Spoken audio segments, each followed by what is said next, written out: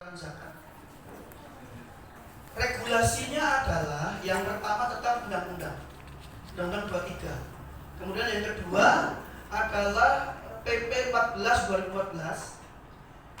Nah, yang teknis ada dua. Yang pertama Perbasnas 5 2018 tentang pedoman pengelolaan keuangan zakat, dan yang kedua Perbasnas 4 2018 tentang pelaporan pelaksanaan pengelolaan zakat. Jadi ada dua. Yang pertama sistem akuntansi, yang kedua sistem pelaporan. Itu dua-duanya diatur dalam Perbasnas. Kita mulai dari pelaporan keuangan.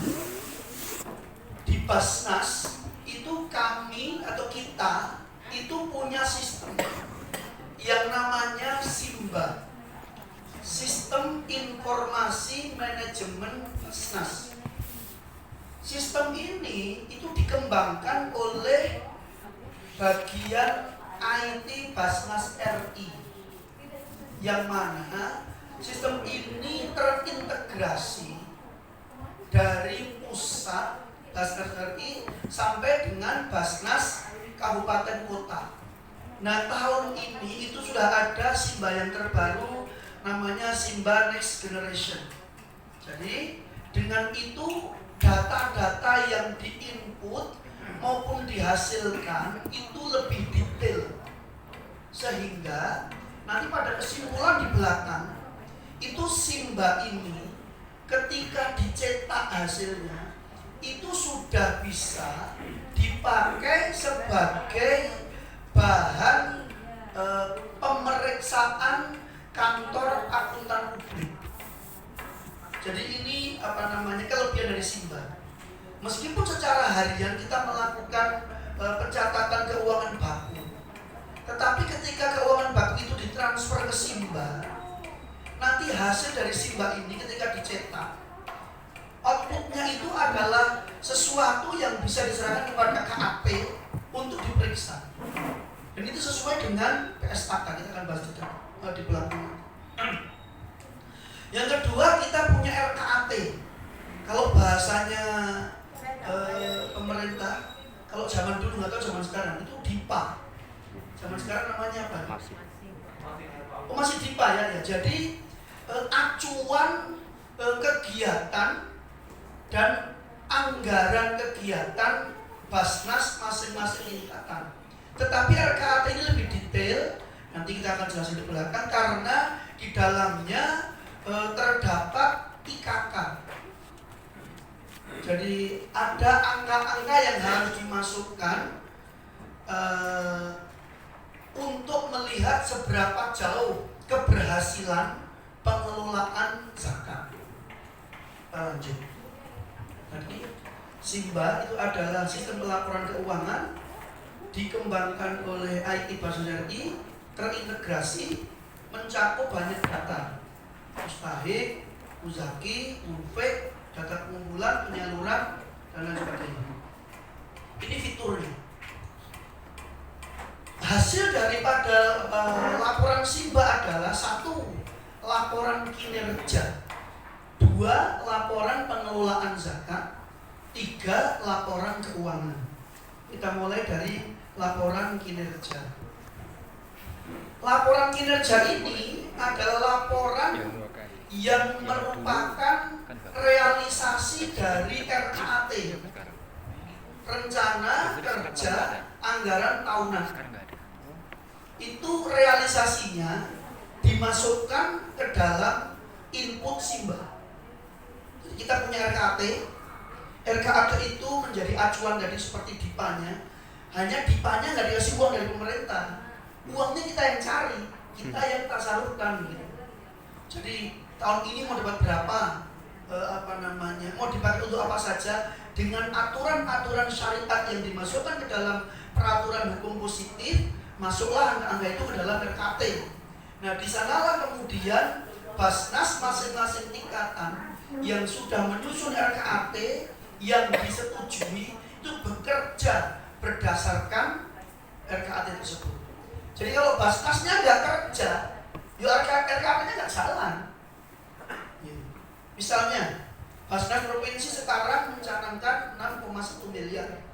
Dari pusat 11,2 miliar. Tapi di RKT kita tetap 6,1. Artinya kalau kita bisa mencapai target pusat, kita bisa berprestasi positif. Tapi kalau 6,1 minimal kita naik 25% dari tahun 2021 yang 5,05 miliar itu. Kemudian di form kinerja ini kita lihat gambarnya. Semua hal mulai dari periodenya, pencatatannya, penyalurannya nanti tinggal dicetak.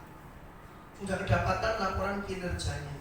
Nah, ini Simba, ini hebatnya Simba. Memang saya bilang hebat karena memang ini sistem pelaporan dan pencatatan zakat yang mungkin sekarang ini bahkan Basnas meminta semua las untuk mengadopsi sistem Simba ini. Dan setiap tahun kami mengadakan pelatihan untuk operator Simba. Nanti kalau ada dari UPZ yang ingin dapat bisa menjadi operator, nah silakan bisa menghubungi Basnas. Ketika kami mengadakan pelatihan bisa ikut dan gratis. Pelatihannya di hotel biasanya 2 hari. Hanya itu tadi, perangkatnya bawa sendiri, biasanya laptopnya minimal i3 karena supaya mempercepat proses. Sekarang malah minimal kalau bisa i5. Jadi supaya proses itu menjadi lebih cepat berjalan, lebih mudah. Itu laporan kinerja. Kemudian yang kedua adalah berisi laporan pengelolaan zakat. Baik itu pengelolaan yang dilakukan oleh Basnas di tiap-tiap tingkatan maupun las. Ya. Las ini ada macam-macam. Ada Lasnas. Kalau Lasnas itu berarti punya perwakilan, ya.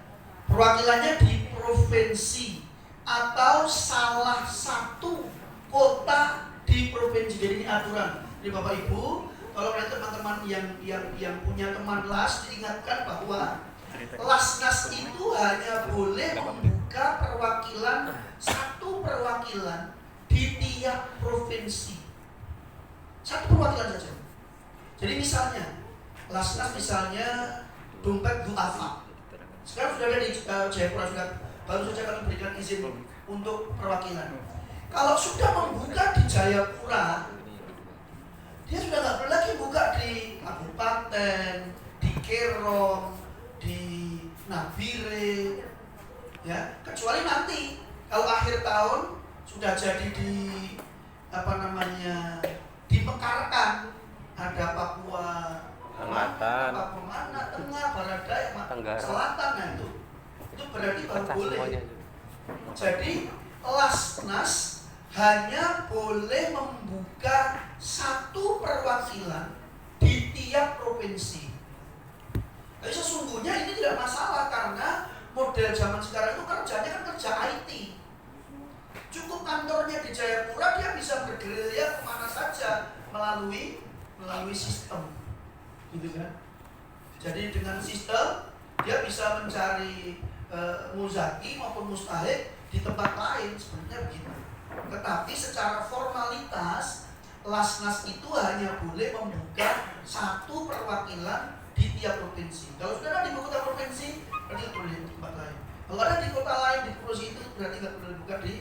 Dan itu harus melalui rekomendasi izin dari Basnas provinsi. Di provinsi Papua, Lasnas yang sudah mendapat izin itu 1 rumah zakat, 2 BMH Baitul Mal Hidayatullah, 3 dompet duafa, dan 4 lajismu. Baru 4 Lasnas yang berizin. Kalau ada Lasnas yang beroperasi di Jayapura, Provinsi Papua yang Bapak ketahui, boleh sampaikan ke kami supaya kita edukasi terkait dengan aturan. Apalagi Lasnas itu kan pusatnya masih di Jakarta. Jadi harus paham betul bagaimana regulasi supaya nggak timbang tindih, supaya tidak timbang tindih. Kemudian kalau las provinsi itu boleh membuka perwakilan di semua kabupaten kota di provinsi dimaksud, semua. Nah, kalau las kabupaten kota ya tidak bisa punya perwakilan. Lasnas itu adalah las yang direkomendasikan oleh Basnas RI mendapatkan izin dari Menteri Agama Republik Indonesia. Las tingkat provinsi adalah las yang mendapatkan rekomendasi dari Basnas RI yang izin operasionalnya diterbitkan oleh Dirjen Kementerian Agama Republik Indonesia. Las tingkat kabupaten kota atau las kabupaten kota adalah las yang mendapatkan rekomendasi Basnas RI yang izin operasionalnya dari Kepala Kantor Wilayah Kementerian Agama. Jadi semua las pusat, baik lasnas, las provinsi maupun las kabupaten kota, rekomendasi untuk pendiriannya diterbitkan oleh Basnas RI. Terus apa gunanya Basnas kabupaten kota dan provinsi? Nah, lasnas yang membuka perwakilan di masing-masing provinsi, untuk membuka perwakilan itu harus mendapatkan izin rekomendasi dari Basnas provinsi. Izin operasionalnya dari Kanwil Kementerian Agama. Nah, las perwakilan dari las provinsi di kabupaten kota itu bisa berdiri atas izin rekomendasi dari Basnas Kabupaten Kota. Izin operasionalnya dari Kepala Kantor Kementerian Agama Kabupaten Kota. Ini agak teknis memang hari ini materinya, ya. Jadi ini perlu dipahami kenapa, supaya di tengah-tengah kita nanti kalau ada yang seperti itu tinggal disampaikan saja kepada Basnas setingkat, supaya kemudian diedukasi sehingga semua las itu dapat berjalan sesuai dengan regulasi yang ditentukan oleh undang-undang. Kemudian yang kedua, laporan pengelolaan zakat itu meliputi perbandingan antara realisasi dan target. Jadi kalau di RKAT itu target, maka di Simba itu realisasinya. Nanti bisa kelihatan kalau kita sudah masuk ke RKAT. Ya. Perbandingan realisasi dengan target pengumpulan zakat mal. Perbandingan realisasi dan target pengumpulan zakat fitrah. Perbandingan realisasi dan target pengumpulan infak dan sedekah. Perbandingan realisasi dan pengumpulan dana sosial keagamaannya atau DSKR, baik yang muqayyad maupun mutlaqah. Semuanya dipisahkan dan tercatat rapi di Simba yang nanti keluar di RKAT tahun berikutnya. Jadi dalam RKAT tahun 2022 misalnya, itu ada hasil daripada kinerja pengelolaan zakat tahun 2021 Basnas bersangkutan, sehingga tahu kalau ini berhasil layak kalau RKAT itu naik, kalau nggak berhasil dinaikkan, ini menjadi pertanyaan besar. Kemudian di dalam laporan pengelolaan zakat itu muncul jumlah data muzaki, baik rencana maupun realisasi. Di dalam RKAT nanti diawali dengan realisasi muzaki tahun sebelumnya dan target muzaki tahun berjalan. Itu ada di sana. Nanti kita akan lihat di contoh RKAT. Kemudian yang keempat, perbandingan antara rencana dan realisasi anggaran penyaluran, baik pendistribusian maupun pendayagunaan. Kemudian Di sana juga ada angka realisasi penyaluran terhadap asnaf. Ya. Asnaf misalnya fakir berapa, miskin berapa, ghorimin berapa, amil berapa, ibu sabil berapa, yang nanti ketahuan. Khusus untuk amil nanti ditetapkan dalam satu SK tersendiri bahwa amil itu untuk dana zakat tidak boleh lebih dari 12,5%, dan untuk dana infak sedekah tidak boleh lebih dari 20%. Ini peraturan menteri. Ya, jadi dana amil zakat itu syariat 12,5% atau 1/8. Kalau infak sedekah itu boleh sampai 20%. Karena biasanya seperti kebanyakan las itu dana zakatnya kecil, yang banyak adalah infaknya. Sementara pegawainya banyak. Untuk mengakomodir kepentingan operasional pegawai ini, sementara dana zakatnya kecil, maka diambillah operasional itu dari dana amil yang bersumber dari infak sedekah. Maka dari pertimbangan itu kemudian dikeluarkanlah peraturan menteri bahwa untuk infak sedekah itu dana amil sebesar-besarnya adalah 20% dari jumlah pengumpulan infak sedekah. Kemudian ada bidang, laporan bidang. Bidang itu misalnya Papua Cerdas. Papua Cerdas itu ada apa saja? Misalnya SMSS, beasiswa, santri Papua, bantuan pendidikan insidentil, itu sudah ada. Dapatnya ini berapa, ini berapa, ini berapa, dibandingkan nanti rencananya sekian, realisasinya di Simba sekian. Yang terakhir, jumlah penerima manfaat. Dari jumlah penerima manfaat ini sebenarnya di dalam RKT sudah ditargetkan berapa banyaknya secara kuantitas mustahik yang sudah diangkat setiap tahunnya menjadi muzaki. Kalau tidak ada, boleh ada catatan mustahik yang naik menjadi munfik kalau dia belum muzaki. Jadi ada target, karena target nasional pengelolaan pengelolaan zakat itu adalah membantu pemerintah mengentasan kemiskinan itu 1% dari jumlah kuantitas kemiskinan di Indonesia. Bapak Ibu tahu nggak, Provinsi Papua itu ranking berapa terkait dengan kemiskinan nasional? Tahu nggak? Iya. Belum. Nomor berapa Pak? Ada yang lain? Belum tahu. Provinsi Papua nomor berapa Ustaz? Nomor 2, 42. Siapa lagi? Tanya Google, betul, tapi nggak ini. Nomor berapa? Nomor 1. Dari 3,4 juta penduduk Papua tahun 2020 terakhir, jadi dirilis 2021 awal, itu 26,7%.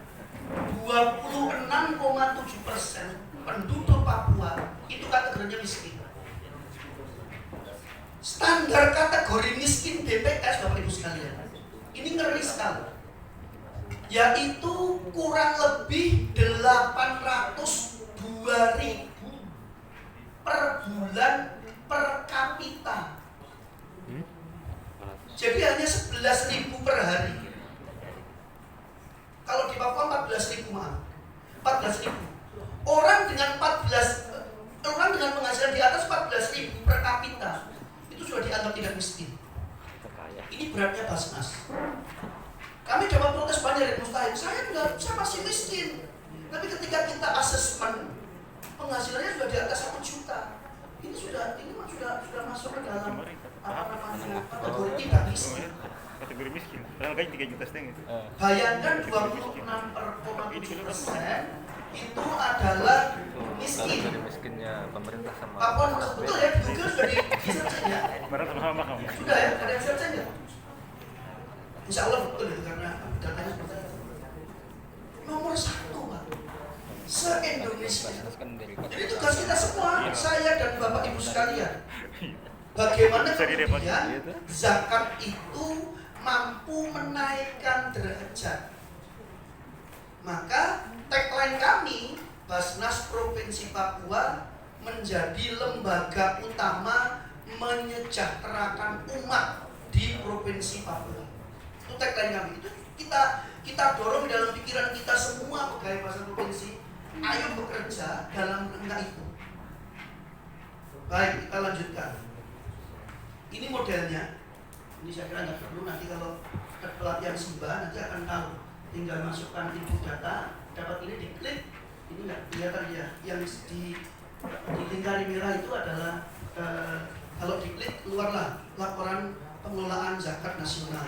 Provinsi mana tinggal cari provinsinya, provinsi kita tinggal klik keluar. Kita masuk ke laporan keuangan. Laporan keuangan itu menurut Ikatan Akuntan Indonesia untuk zakat itu dibedakan atas laporan keuangan biasa atau normal. Kenapa? Karena di dalam laporan keuangan zakat tidak mengenal neraca laba rugi. Ada Bapak Ibu sekalian yang dari akuntan, saya ini lebih paham dari saya. Jadi kalau laporan PSAK umum 01 itu pasti ada neraca laba rugi. Kalau neracanya pengeluarannya lebih banyak daripada pemasukan, itu rugi, itu masalah, berarti laporannya bermasalah. Jangan-jangan kalau dikoreksi oleh KAP, disclaimer tidak terkoreksi kan begitu. Ini tidak ada di dalam laporan zakat karena zakat itu fungsinya mengumpulkan kemudian menyalurkan, tidak boleh dihutangkan. Ini penting. Tuh, bagaimana Basnas Papua punya BMD? Ini pertanyaan. Kan BMD itu pinjam tanpa agunan. Kami menjadikan BMD itu sebagai lembaga penyaluran. Jadi ketika uang dari Basnas diserahkan kepada lembaga program, di dalam pencatatan bukuan Basnas sudah melakukan penyaluran, tidak dikembalikan lagi ke Basnas, dikelola oleh lembaga. Itu berfungsi untuk kesejahteraan mustahik, di mana operasional lembaga tidak boleh mengambil dana penyaluran. Dia pakai apa gajinya? Dananya pakai gaji amil Basnas. Jadi personel BMD itu adalah bagian dari amil Basnas yang digaji setiap bulannya untuk mengelola keuangan penyaluran dalam produk keuangan ekonomi. Nanti panjang ceritanya di belakang. Jadi laporan akuntansi zakat itu harus sesuai dengan PSAK 109, Pernyataan Standar Akuntansi Keuangan. PSAK 109 adalah sistem pencatatan pelaporan keuangan khusus zakat yang diterbitkan oleh Ikatan Akuntan Indonesia. Jadi perbedaan yang mencolok adalah tadi tidak adanya neraca laba rugi. Lain-lainnya nanti kita bahas di belakang. Laporan keuangan PSAK 109 itu terdiri dari posisi keuangannya, perubahan dananya, aset kelolaan, perubahan aset kelolaan kalau punya. Kalau nggak punya ya tidak usah dicatat. Basnas Provinsi Papua tidak punya. Aset kelolaan itu seperti apa sih? Aset kelolaan misalnya begini, Basnas diberi tanah atau beli tanah, terus dibangun bangunan di situ dengan dana zakat, disewakan. Uangnya itu sebenarnya uang mustahik. Nah, aset kelolaan ini ketika dapat uang sewa itu masuk pada penerimaan, ya, pengumpulan. Nanti bangunan itu adalah milik zakat. Itu aset kelolaan. Kemudian arus kas, kemudian catatan atas laporan keuangan. Yang 5 hal ini kemudian nanti diserahkan kepada kantor akuntan publik setiap tahunnya untuk diaudit. Ini contohnya, secara ini nanti dapatnya seperti ini, kemudian tinggal itu laporan keuangan, transaksi diklik, dapat jadi. Ya. Ini butuh latihan, latihan. Biasanya pelatihannya 2 sampai 3 hari. Baik, ini jenis periode, jenis dan alur pelaporan. Beberapa waktu yang lalu saya sudah jelaskan secara umum alur pelaporan, tapi karena ini ada dalam Perbasnas 4 2014, maka perlu saya sampaikan. Periode pelaporan Basnas itu 6 dan 1 tahun, tengah tahunan dan akhir tahun. Tapi sekarang diubah menjadi 3 bulanan. Jadi 3, 6, 9, 12. Itu hasil Rakernas tahun 2021 bulan Desember. Enggak 6 bulan lagi, tapi setiap 3 bulan harus melaporkan pengelolaan zakat yang ada pada Basnas masing-masing tingkat. Bagaimana kalau tidak melaporkan? Akan ada sanksi. Sanksinya apa? Sanksi administratif, teguran, kemudian pembekuan sementara, yang terakhir pencabutan terhadap izin operasional untuk LAS. Kalau Basnas ya kayaknya belum pernah sih. Karena apa? Nanti didorong terus, ayo laporkan. Biar laporannya jelek ya ada masuk gitu, mungkin masuk gitu. Karena kalau tidak sesuai dengan undang-undang, sanksi terakhir adalah dicabut di situ. Ini alur pelaporan. Kalau LAS kabupaten kota itu ke bupati wali kota, nanti naik ke Basnas kabupaten kota, Basnas kabupaten kota naik ke Basnas provinsi, Basnas provinsi naik ke Basnas, nanti dilaporkan pada menteri pada presiden. Seperti kemarin. Kalau LAS perwakilan LASNAS di provinsi itu kepada bupati atau wali kota setempat di mana dia diwakilkan, kepada gubernur, kepada LAS provinsi kepada Basnas provinsi, kepada Basnas pusat, menteri agama, presiden. Kalau LAS nasional itu perwakilannya kepada Basnas provinsi, kepada LAS nasional naik ke Basnas. Kalau Basnas kota ke Basnas provinsi ke pusat. Basnas RI, Basnas provinsi ke Basnas RI. Itu alurnya. Jadi jenis pelaporannya seperti tadi, ada laporan kinerja, laporan keuangan, dan laporan pengelolaan zakat. Nah, ini adalah standar pelaporan resmi masing-masing Basnas dan LAS. Kalau Basnas provinsi laporan 6 bulanan itu selambat-lambatnya 31 Juli. Kenapa kok lebih belakangan dari kabupaten kota? Karena Basnas provinsi harus mengumpulkan laporan dari Basnas kabupaten kota di bawahnya. Jadi dia mengumpulkan, kemudian maka selambat-lambatnya kabupaten kota itu 21 Juli. Kumpulan provinsi kumpulan ke pusat. LASNAS juga begitu. LASNAS selambat-lambatnya 31 Juli. Untuk perwakilannya 27 Juli dikumpulkan ke LASNAS, dikumpulkan ke Basnas RI, dan seterusnya sama dengan LAS provinsi, perwakilan LAS provinsi, dan LAS kabupaten kota. Untuk akhir tahun selambat-lambatnya akhir Februari dan pertengahan Februari. Lanjut. Sanksinya kalau tidak membuat laporan adalah pengelola zakat yang tidak menyampaikan laporan 6 bulanan dan akhir tahun dapat dikenakan sanksi administratif sesuai dengan ketentuan peraturan perundang-undangan, peraturan Basnas nomor 4 tahun 2018 pasal 9. Ini sanksinya. Ya. Jadi pertama sanksinya adalah peringatan tertulis. Masih mengulang, maka penghentian sementara. Masih mengulang lagi, yang ketiga pencabutan izin. Tapi kalau Basnas tidak ada yang nomor 3, karena Basnas adalah petungan pemerintah.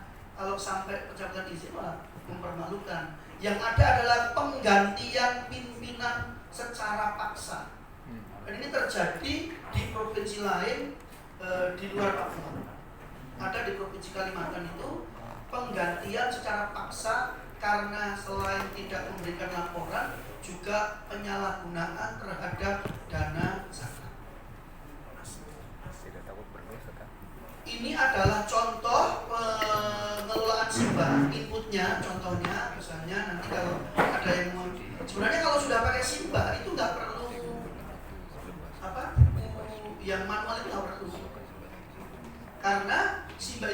versi, yang penting ada internet saja. Kemudian printernya juga ada, printer kecil itu langsung, jadi smart printer apa pun. Bukti sementara, BSD sementara. Kemudian nanti kalau sudah diinput, ini hasil inputnya. Kemudian BSD-nya seperti ini, langsung dari Simba keluar BSD. Jadi nggak perlu yang kemarin Pak Ketua Basnas Vakum Kota Jayapura mengatakan perlu buku 40.000. Sebenarnya kalau misalnya semua Basnas UKZ itu sudah menggunakan Simba, itu nggak perlu. Karena sudah ada di sistem. Diinput langsung keluar dan tangan tulisannya pasti bagus dan tidak jauh. Pasti tulisannya jelas. Penginputnya siapa, siapa yang membayar, NPWZ-nya nomor berapa. Kalau belum punya NPWZ, ketika dia masuk Simba langsung secara otomatis mendapatkan nomor NPWZ dari pusat. Dan sama dengan NIK, nomornya satu, nggak mungkin sama seluruh Indonesia. Kemudian jenis zakatnya apa, urainya bagaimana, semua ada di dalam BSD. Dan BSD ini wajib diberikan kepada muzaki maupun munfik. Wajib hukum. Ketika pengelola zakat menerima zakat infak tidak memberikan bukti setoran, maka mereka mendapatkan sanksi bukan administratif, sanksi pidana. Karena kalau nggak beliin setoran kan masalah. Setor 10 juta nggak dicatat, kemudian di pembukaan dibilang 1 juta, 9 juta masuk ke kantong. Inilah gunanya Simba lebih enak itu seperti ini. Kenapa? Karena semuanya sistem, tidak manual lagi. Dan pada saat itu juga real time itu muzaki mendapatkan bukti daripada setoran zakat atau infak yang dia lakukan. Bukti. Bahkan kami sudah punya muzaki corner. Itu mungkin Basnas Kota punya ya. Muzaki corner itu ketika bayar. Saat itu juga muzaki ketika sudah kita input itu secara ini di HP-nya langsung keluar BSD. Terima kasih Bapak Ibu telah membayar zakat jumlahnya sekian. Terus doakan ajar Allah dan seterusnya. Itu ada. Jadi kami bikin sistemnya itu langsung memberikan berita kepada muzaki bersangkutan bahwa dana zakatnya sudah terinput secara resmi dalam sistem keuangan Basnas. Nah, kita masuk ke RKAT. Dasar penyusunan RKAT adalah Renstra. Renstra itu rencana strategis. Setiap periode kepemimpinan Basnas itu secara undang-undang wajib menyusun rencana strategis untuk bekerja selama 5 tahun ke depan. Kalau dulu kita kenal dengan Repelita, rencana pembangunan 5 tahun. Jadi Renstra Basnas 5 tahun itu untuk menjadi acuan setiap tahunnya dalam menyusun RKAT tiap tahun. Nanti kita akan buka Renstranya Basnas sebagai contoh dan sebagai bentuk informasi supaya apa yang bisa diakses oleh Bapak Ibu sekalian silakan diakses. Apa yang dikritisi boleh dikritisi. Kalau kemudian belum berhasil bisa didorong, dibantu untuk bisa berhasil. Kemudian yang kedua adalah Perbasnas nomor 1 2016 tentang pedoman penyusunan RKAT. Ini adalah penjelasan mengenai dokumen RKAT. Berisi tentang program kerja dan anggaran kegiatan Basnas di masing-masing tingkatan untuk periode 1 tahun. 1 tahun. Mulai dari 1 di bawah ada ya. 1 Januari sampai 31 Desember tahun berjalan. RKAT ditetapkan dalam bentuk keputusan ketua Basnas di masing-masing tingkatan. Jadi kalau RKAT Basnas RI itu adalah merupakan hasil penyusunan Basnas RI yang tanda tangan pengesahannya oleh Menteri Agama Republik Indonesia. RKAT Basnas Provinsi adalah RKAT Basnas Provinsi masing-masing tingkatan yang disusun oleh Ketua Basnas Provinsi bersangkutan yang disahkan oleh Basnas RI. RKAT Basnas Kabupaten Kota adalah RKAT yang disusun oleh Basnas Kabupaten Kota dan ditunjukkan melalui SK Basnas Kabupaten Kota disahkan oleh Basnas Provinsi bersangkutan. Kemudian panduan RKAT ini menjadi panduan kerja sepanjang tahun mulai dari 1 Januari sampai 31 Desember. Ini sistematikanya. Ada pendahuluan, penetapan, IKK atau indikator kinerja kunci. Jadi angka-angka kuantitas yang harus dicapai untuk menunjukkan tingkat keberhasilan apa yang ingin dicapai dari kualitas yang dimunculkan. Kemudian rencana penerimaan, rencana penyaluran berdasarkan asnaf, rencana penyaluran berdasarkan program, rencana jumlah muzaki, rencana jumlah mustahik, rencana penerima dan penggunaan besaran dana amil, kemudian biaya operasional berdasarkan fungsi, penggunaan dana APBD dan APBN, serta kegiatan berbasis IKK. Kita masuk ke RKAT. Karena ini saya keluar sebentar.